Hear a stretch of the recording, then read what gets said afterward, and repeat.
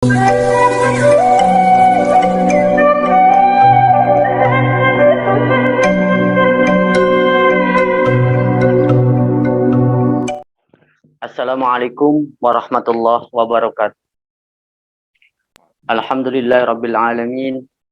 Wassalatu wassalam ala asrafil anbiya'i wal mursalin sayyidina Muhammadin wa ala alihi wa ashabihi ajma'in.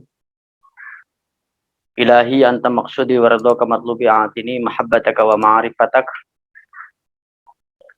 Ayyuhal ikhwan, ittaqullaha haqqa tuqatih wa la tamutunna illa wa antum muslimun.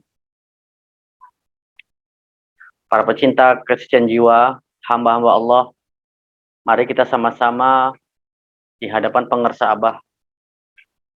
Karomah barokahnya untuk kepentingan kita, untuk hajat-hajat kita, kesehatan lahir dan batin, ditambah-tambah berkah, rezeki yang berlimpah, yang sakit disehatkan, dan hajat-hajat baik kita yang terucap dan tidak terucap pada hari ini dengan karomah beliau, Allah mudahkan segalanya, semuanya, selamanya. Al-Fatihah. A'udzubillahi minasyaitonirrajim. Bismillahirrahmanirrahim. Alhamdulillahirabbil alamin arrahmanirrahim maliki yaumiddin. Iyyaka na'budu wa iyyaka nasta'in. Ihdinas siratal mustaqim. Shiratal ladzina an'amta 'alaihim ghairil maghdubi 'alaihim waladdallin. Amin ya rabbal alamin. Hadirin para pecinta kesucian jiwa,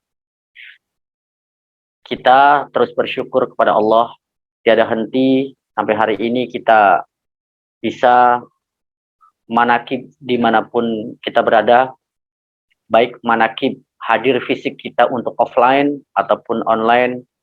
Ini adalah bentuk rasa cinta kita kepada ajaran, bentuk rasa sayang kita kepada ajaran, bentuk kesungguhan kita kepada guru kita dalam rangka mendekatkan diri kita kepada Allah Subhanahu wa taala.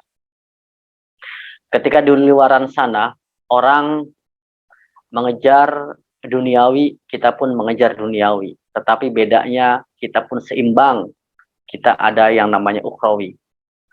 Sekarang muncul di mana-mana adalah faham-faham yang sifatnya materialistik, hedonistik, sekuleristik, yang dia mengindahkan kehidupan akhirat. Ketika dia dikatakan hidup hanya di dunia, setelah tidak hidup, ketika meninggal, semakin tua, maka disitulah dia musnah. Tetapi bagi kita, diingatkan oleh Abah, kita dalam rangka sesungguhnya umur atau usia biologis kita memang terbatas.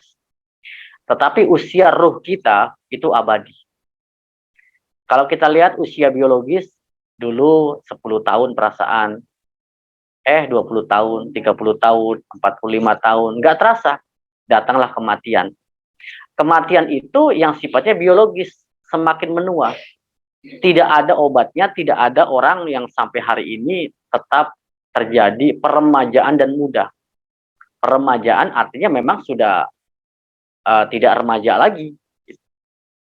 Nah, ini kita sadari betul bahwa ternyata punya jatah yang namanya fisik biologis ini.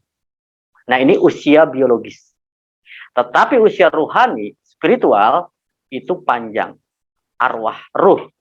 Maka ada usia biologis, ada usia biologis namanya usia jasmani, ada usia spiritual namanya ruhiyah. Manakib ini dalam rangka apa? Salah satunya adalah kita menyadari bahwa kita punya ruhani, bahwa kita adalah makhluk ruhani yang memang masuk ke muka bumi ini, ke basyar kita, ke fisik, maka jadilah manusia dan punya jatah di situ. Jatah fisik ada, jatah ruhani yang akan kembali kepada Allah. Nah, maka kalau kita ingat satu perjanjian ketika pada masa roh-roh berkumpul, disitulah sebenarnya roh-roh itu bertransaksi dengan Allah. Alastu birabbikum, apakah aku Tuhanmu? Kata Allah, para roh menjawab, qalu bala syahidna. Ya Allah, betul, engkau Tuhan kami. Kami bersaksi. Nah, setelah itu kita lupa bahwa kita pernah dekat dengan Allah, bahwa kita pernah bertransaksi dengan Allah, kita berkomunikasi dengan Allah, kita pernah kenal Allah. Nah, karena kita lupa masuk ke basyar kita, ke fisik materi, maka kita lupa bahwa itu ada perjanjian primordial. Kita sebenarnya pernah dekat, pernah berinteraksi, pernah kenal, dan pernah seluruh manusia sama-sama menyadari dan mengakui Allah Rabbi, Tuhan kami, Tuhan kita, Tuhan saya. Kenapa lupa? Karena perjanjian itu tersimpan di dalam alam bawah sadar yang paling dalam. Susah diakses, susah dikeluarkan. Nah, cara mengakses spiritual itu adalah apa? Yaitu talqin zikri.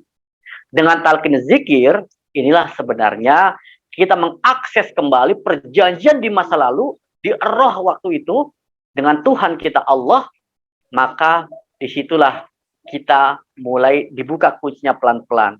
Maka kenapa kita setelah talqin banyak zikir la ilaha illallah. Ini apa? Tujuannya kita dibiasakan kembali mengakses masa lalu kedekatan kita dengan Allah. Andai kan tidak punya talqin, tidak punya kita akses untuk bagaimana mengingat, merasakan kita perjanjian primordial. Nah, inilah disebut fitrah. Ibu bapak sekalian, para pecinta kesehatan jiwa, kita bersyukur. Ini adalah salah satu Abah mengingatkan kepada kita bahwa kita punya perjanjian sebagai makhluk spiritual, makhluk ruhiyah. Boleh kita mencari kehidupan dunia, Abah pun punya, Abah pun makan, Abah pun punya rumah, Abah pun punya kendaraan, Abah pun punya baju yang bagus. Apalagi tadi Syekh Abdul Qadir Jailani, semuanya bagus. Tetapi ingat bahwa beliau mengingatkan semuanya tidak terlena, tetapi ada ruhiyah, ada terbatas, ada batasnya. Maka ketika punya baju yang sangat mahal harganya, peci yang sangat mahal harganya, tapi hatinya tidak terpaut dengan barang-barang itu, terbukti ketika orang meminta dikasihkannya. Nah ini. Nah jadi, ikhwan akhwat rahimakumullah, bahwa kita menyadari betul bahwa ternyata kita adalah makhluk rohani. Jadi dengan manaqib ini kita semakin disadari, kita mesti seimbang hidup kita. Kita tidak melulu mikirin dunia, tetapi juga kita sertai dengan akhirat. Bahkan ketika kita dalam kehidupan dunia, Abah sudah mensertai.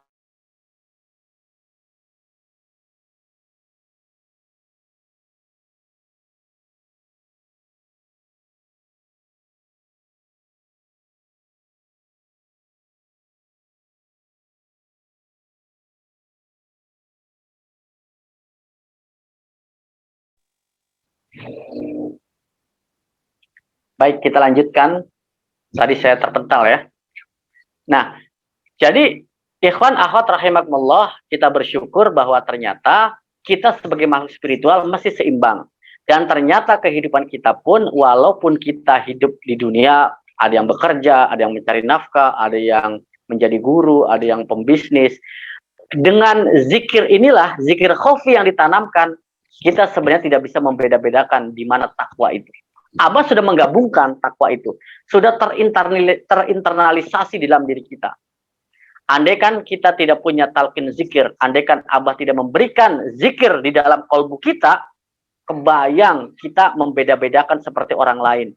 Kamu kalau bertakwa hanya di masjid, di luar masjid bekerja bisnis profesional, maka di situ orang tidak jujur, orang tidak benar, dan orang tidak ingat kepada Allah.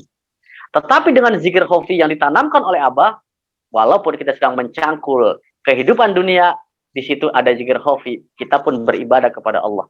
Kita sedang berbisnis, walaupun di dunia menjadi ibadah, karena apa? Karena ada zikir khofi di dalam dirinya. Kita sedang mengetik, sedang belajar, kita sedang transaksi, kita sedang menjalankan bisnis, sedang di kantor, di rumah, di perjalanan, dimanapun menjadi ibadah, karena di dalam diri kita sudah ada zikir khofi yang ditanamkan, ismuzat yang ditanamkan oleh guru kita, pengersa Abah. Nah maka menjadi indah hidup kita. Kita menjadi seimbang. Abah sering bilang kepada kita bahwa kita mah torikoh kita, torikoh seimbang, keseimbangan. Maka ketika torikoh keseimbangan artinya apa? Kita dua-duanya antara lahiriah sama ruhaniyah menjadi ibadah. Contoh sholat. Sholat itu bagi orang-orang yang belum talqin, dia hanya ritual-ritual belaka. Maka ada istilah, kenapa ya? Katanya sholat itu tanhalil fahsya wal munkar. Bisa membuat orang tuh menjadi baik perilakunya, tidak keji dan mungkar. Tetapi kenapa banyak orang yang sholat tapi perilakunya tidak baik? Tetapi dia masih sering berbohong, tidak baik. Ini apa? Indikator berarti ada masalah dengan sholatnya. Maka kata Abah, waktu managi kemarin, untuk masuk neraka itu syaratnya adalah sholat, katanya. Kok sholat, Abah? Sholat yang tidak ingat kepada Allah, itu kata Abah. Nah, maka di situ, mungkin orang sholat hanya ritual belaka, itu yang pertama. Yang kedua, karena dia tidak khusyuk. Ritual belaka apa? Sekedar kewajiban dia sholat, selesai zuhur, selesai asar, maghrib, isya, subuh selesai. Tetapi esensi daripada sholat tidak diajarkan. Nah, esensi sholat ini diajarkan di dalam thariqah. Walaupun kita perintah sering mendengar bahwa sholat wajib, di sini orang hanya ritual-ritual belaka. Dia tidak merasakan bagaimana ketika beribadah dan sholat merasakan kehadiran Allah. Hubungan vertikal dengan Allah dia tidak mendapati. Kenapa? Karena di sini tidak ada esensi, tidak ada bizrut tauhid, tidak ditanamkan. Walaupun inni wajjahtu wajhiya lilladzi fataras samawati wal ardh. Walaupun dia berbicara lisannya, sesungguhnya aku menghadap Allah, Tuhan yang mempunyai menguasai langit dan bumi. Hanya di bibir. Karena hakikatnya dia kemana-mana pikirannya, perasaannya. Itu sholatnya adalah sholat, kata Abah, sholat bisa masuk neraka gitu. Dia tidak menghadap. Sementara menghadap Allah itu tidak hanya dengan mata, dengan seluruh fisik, ini hanya syarat syariat. Tetapi menghadap Allah adalah dengan qalbu tadi. Ini wajah tuh, aku hadapkan wajahku kepada Allah, qalbuku kepada Allah. Inilah zikir khauf yang ditanamkan. Maka Syekh Abdul Qadir Al-Jailani menukil dalam kitab Sirul Asrar sabda Nabi Muhammad SAW, la sholata illa bihuduril qalbi. Tidak ada sholat kecuali menghadirkan Allah di dalam qalbu. Nah, sholat thariqah itu sifatnya mu'abbadatun, sifatnya selama-lamanya. Kalau sholat syariat, sifatnya adalah sewaktu-waktu. Waktu zuhur, sholat, selesai. Asar. Sekarang masih ada yang sholat nggak? Sudah tidak ada. Kita sudah selesai sholat asyar, tadi 4 rakaat. Artinya apa? Selesai sholat asyar, syariat ada batasnya. Nanti sholat maghrib, isya, subuh, ditambah-tambah sunnah, tahajud, isyraq, isti'adzah, dan seterusnya amalia mursyid, ini ada batasnya. Ada sholat yang tidak ada batasnya, yaitu sholat thariqah, sifatnya mu'abbadatun. Karena apa? As-sholatu li zikri, hakikatnya. Sholat itu untuk ingat aku. Maka ketika orang zikir, kolbunya selalu terpaut dengan Allah, hakikatnya dia sedang sholat. Jadi kita punya dua. Sholat lahir, sholat batin. Sebelum sholat kita sudah sholat, di dalam sholat kita sholat, setelah sholat kita pun sholat. Kata Abah, kalau pengen khusyuk kita sholat, maka kita mesti khusyuk sebelum sholat. Cara khusyuk sebelum sholat adalah tadi, sholat thariqah. Gitu. Tapi kita juga mesti seimbang. Di luaran sana, saya punya teman gitu ya, dia ahli spiritual mengakunya. Dia tidak pernah sholat fisik. Dia mengatakan apa? Ketika waktu zuhur, saya tanya, udah sholat belum? Saya sudah, ketika azan saya langsung sholat. Kok bisa? Yang penting ingat kepada Allah. Kan as-sholatu li dzikri. Ketika waktu sholat, sudah eling sama Allah, selesai. Saya ngapain sholat? Ini kebatinan yang keliru gitu ya. Nah, dia tidak seimbang fisiknya, tapi dia merasa batinnya, kalbunya sudah ingat Allah, selesai. Atau sebaliknya, ada juga orang yang secara fisik dia sholat, tapi kalbunya tidak sholat. Abah mengajarkan kepada kita keseimbangan. Lahir kita sholat, batin juga sholat. Maka Abah kita lihat, secara fisik luar biasa, rapih sholatnya. Dari beliau takbiratul ihram, Allahu Akbar, sampai membaca surat-surat Al-Fatihah, sampai beliau ruku, beliau kembali berdiri, sampai sujud, sampai seluruh sholat beliau sangat rapih. Bahkan pakaian beliau rapih, bersih, harum.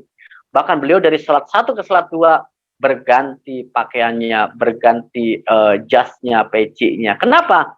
Karena beliau menjadikan seluruh tubuhnya, seluruh yang beliau miliki sebagai ibadah, ziyadatul khair, keberkahan.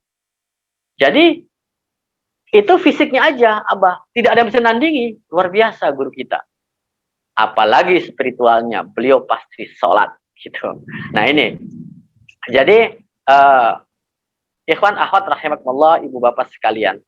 Jadi kita pun tidak boleh mengabaikan ketika sholat, saya mah sudah batinnya saja, ingat sama Allah. Sudah zikir khofi, tapi fisik kita nggak rapi. Saya dulu ingat, mohon maaf, Allah berkahi ya untuk guru saya yang dulu di pesantren. Ketika beliau sholat, ya cukup pakai sarung ya, kadang pecinya miring gitu ya, dan pakai kaos dalam gitu, sholat aja. Kadang ketika sholat sana kemari kayak gitu. Beliau menganggap ya sudah, yang penting menghadap Allah kalbunya. Fisiknya beliau nggak latih. Gitu. Nah sekarang ketika saya kenal Abah, Masya Allah, Abah sangat rapi, sajadahnya sangat empuk. Kalau dulu zaman saya di pesantren, ya sampai jidat tuh harus ada asar sujud gitu, bekas sujud sampai hitam gitu. Padahal bukan asar sujud yang dimaksud, tetapi karena sajadah kita tidak empuk, jadi tergores-gores, akhirnya jidatnya menjadi hitam gitu. Dan ini akhirnya terluka sebenarnya. Nah sekarang Abah luar biasa, sajadahnya empuk. Makanya saya di rumah ya sudah sajadahnya empuk tebal gitu. Ternyata enak. Duduknya enak, tawajunya enak, sampai tawadurnya juga enak gitu.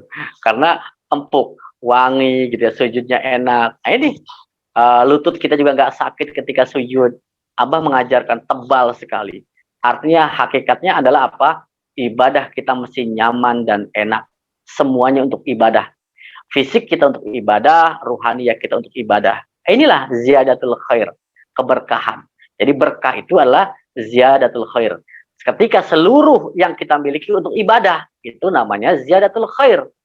Kita punya baju untuk ibadah, punya peci untuk ibadah, punya kendaraan untuk ibadah, punya motor untuk manakib, punya mobil untuk berjalan ke manakib, punya rumah untuk manakib, punya handphone untuk Zoom, ikut manakib online, punya laptop, punya semua yang kita miliki, semuanya untuk kebaikan, kebaikan, dan kebaikan. Itulah berkah. Makanya Abah mengatakan berkah selamanya, segalanya, semuanya. Kenapa? Karena semua yang kita miliki adalah untuk ibadah, semuanya untuk kebaikan. Panjang umurnya, bukan masalah panjang umurnya, tetapi umur kita diisi untuk apa? Yaitu diisi mesti berkah, yaitu untuk kebaikan, untuk manakib, untuk zikir. Nah, alhamdulillah hari ini kita betul-betul yang memfasilitasi manakib hari ini adalah untuk ziyadatul khair, untuk kebaikan dan keberkahan. Nah, ibu bapak sekalian, semua yang Abah keluarkan dari mulut beliau, dari pemikiran beliau, dari kalbu beliau, hakikatnya adalah dari Allah Subhanahu wa Ta'ala. Tidak ada yang keluar dari nafsunya. Beda dengan kita. Ketika Abah bersabda, ketika Abah membuat maklumat, kita nggak usah dikomentari. Gitu. Ketika Abah memberikan contoh, seperti tadi tentang sholat. Artinya apa? Kita nggak usah komentari. Sholat ba'da isya, duduk, ikut aja. Pagi-pagi kita sarapan berapa? 20 rakaat. Itu kita ikuti saja. Ada yang komplain ke saya, Pak Kiai, kenapa sholat duhanya kok waktu isyrok kan belum masuk, harus jam 7? Ya, nggak apa-apa, mesti jam 8, jam 9. Kok Pak Kiai sholatnya duhanya jam 6 isyrok? Saya jawabnya gampang, saya ikut guru. Karena saya punya guru, saya Muhammad Abdul Ghasifullah Maslul, gitu. Aman. Karena kita juga berpikir ikut imam, ikut guru. Ikut guru Imam Syafi'i, Maliki, Hanafi, Hambali, kan begitu. Karena kita punya guru, inilah alasan kuat, sudah, kita nggak usah banyak. Bahwa semua perkataan, perbuatan, perilaku, itu adalah dari Allah Subhanahu wa Ta'ala yang keluar dari guru kita, pengeras Abah. Semuanya Abah untuk kita, kebaikan kita. Gitu.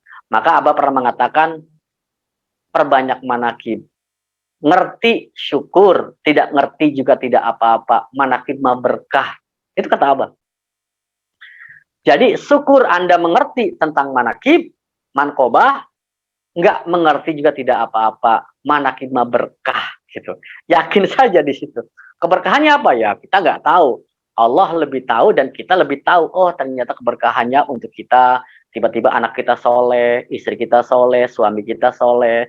Tiba-tiba kok kita ada rezekinya. Tiba-tiba kok kita perasaan uangnya sedikit gitu ya. Saya punya duit cuma 10 juta, yang itu 100 juta gede banget. Yang 10 juta ini aman, nggak pernah sakit, sehat terus, dan juga tidak ada masalah anaknya, keluarganya. Tapi yang 100 juta, anaknya sakit lah atau apalah sampai dia tidak bisa mencukupi biaya 100 juta itu sampai habis. Ini contoh berkah. Jadi berkah itu bukan masalah nominal. Ada juga nominalnya kecil, berkah tercukupi, ada juga besar tercukupi, itu berkah gitu.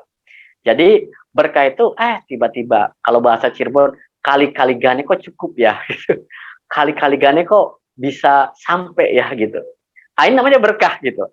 Nah, yang tahu siapa? Yang tahu adalah diri kita sendiri gitu. Dan berkah yang luar biasa bagi saya adalah saya di sini merasa, ya Allah, andaikan saya tidak bermursyid kepada Abah, saya sudah kemana-mana. Apalagi saya aktif di kampus, di pemikiran macam-macam ya, di mana kita banyak aliran, banyak kajian-kajian di kampus Muhammadiyah luar biasa. Akhirnya apa? Kita gak seimbang, pikiran kita kuat, kolbu kita gersang gitu. Maka saya bersyukur, minimal untuk berkah bagi saya adalah saya terbimbing oleh guru saya, pengersa Abah, ternyata saya merasa tenang, nyaman, alhamdulillah. Dan setiap orang pasti yang hadir di sini pasti mengalami keberkahan. Coba ingat-ingat, coba rasakan sampai ini. Sebagai tanda kita bersyukur, sebagai tanda bahwa bertorikoh kita itu mendapatkan berkah. Oh ternyata, alhamdulillah, oh ternyata. Nah ini, kita merenung. Agar apa? Agar kita bersyukur kepada Allah, bersyukur kepada pengersa Abah, dan semakin yakin istiqomah menggenggam erat torikoh kita, ajaran kita, yaitu kalimat la ilaha illallah yang ditanamkan dalam kalbu kita oleh pengersa Abah, dan ismuzat, kemelekatan kalbu kita dengan Allah Subhanahu wa taala. Jangan sampai kita melekat dengan sesuatu selain Allah. Boleh kita punya kendaraan tapi tidak boleh melekat. Boleh kita punya rumah tapi tidak boleh melekat. Boleh kita punya kekasih, punya suami, istri, tidak boleh melekat di dalam kalbu kita. Yang harus melekat di kalbu kita adalah Allah. Sesungguhnya ketika kita melekat dengan Allah, justru semua yang kita sebutkan tadi akan bersama kita dan tidak pergi dan tidak menjauh. Harmonis keluarga itu bukan berarti saya mendahulukan Allah tapi istri atau suami ditinggalkan, tidak. Dengan kita melekat dengan Allah justru kita semakin harmonis gitu. Dengan kita manakib maka semakin harmonis. Maka saya belajar kepada Abah Jagat waktu itu. Ketika Idul Fitri, Abah Jagat berada di Sinarasa. Ke Abah, saya tanya ke Abah Jagat, kenapa kok Idul Fitrinya ada di Sinarasa? Enggak, padahal kan Umi sama abinya Abah Jagat kan ada di Tasikmalaya. Kata Abah Jagat bilangnya apa? Justru yang menyelamatkan saya berbuat baik birrul walidain kepada kedua orang tua saya adalah guru saya Abah Aos. Maka saya ke Abah Aos dulu biar saya berbuat baik kepada orang tua saya menjadi bagus. Wah, luar biasa. Jadi bukan dibalik gitu. Ini sebuah keyakinan. Kita belajar. Dan saya belajar dari Abah Jagat waktu Idul Fitri berada di Sinarasa. Dengan kemelekatan kita kepada guru, dengan mendahulukan kita kepada guru, bukan berarti kita mengabaikan orang tua. Justru menyelamatkan orang tua kita. Buktinya apa? Ada sholat birrul walidain. Kalau kita tidak kenal guru, tidak kenal Abah, mana kita ingat setiap hari harus sholat birrul walidaini. Sampai kita mendoakan, sampai Bani Hashim untuk orang tua kita. Mana ada gitu. Makanya bersyukurlah orang tua yang anak-anaknya sudah bertorikoh bersama Abah Aos.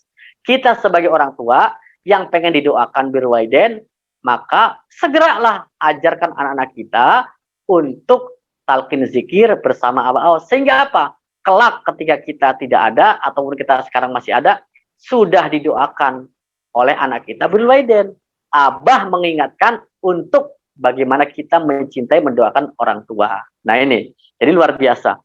Kita bisa belajar dari semua perilaku Abah, perkataan Abah, maklumat Abah, semuanya bermanfaat untuk kita, pasangan kita, keluarga kita, tentunya keseimbangan dunia dan akhirat. Sholatnya, sholat dunia akhirat, hidup kita berkah selamanya, semuanya, karena kita adalah makhluk jasmaniah yang perlu makan, dan juga makhluk ruhaniah yang perlu makan juga, yaitu makannya adalah makanan-makanan ruhaniah. Kenapa? Karena usia fisik kita ada batasnya, usia ruhaniah kita panjang sekali. Alhamdulillah.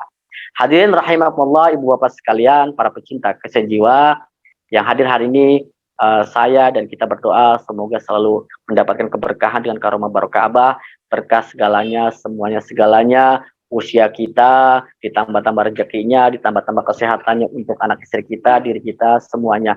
Amin ya Allah ya Rabbal Alamin. Dan ditambah-tambah istiqomahnya dalam mengamalkan, mengamankan, dan melestarikan thariqah syabani marsuliyah sinarasa al-fatihah. A'udzubillahi minasyaitonirrajim. Bismillahirrahmanirrahim. Alhamdulillah rabbil alamin arrahmanirrahim maliki yaumiddin. Iyyaka na'budu wa iyyaka nasta'in ihdinas siratal mustaqim siratal ladzina an'amta 'alaihim waladdallin. Amin ya rabbal alamin. Hatur nuhun Abah, yang baik dari Abah, yang tidak bagus dari saya mohon dimaafkan. Terima kasih untuk semua. Teh Susi, ada Pak Kiai Nur Fahim, alhamdulillah Pak Yai guru saya, Umi Syahid, dan semuanya. Salam tazim dari saya, alhamdulillah, masya Allah. Pak Yai walaupun di kendaraan masih bisa ikut tabaruk manakim, luar biasa. Ini gambaran buat kita semua, inspirasi. Nuhun Pak Kiai, mohon maaf.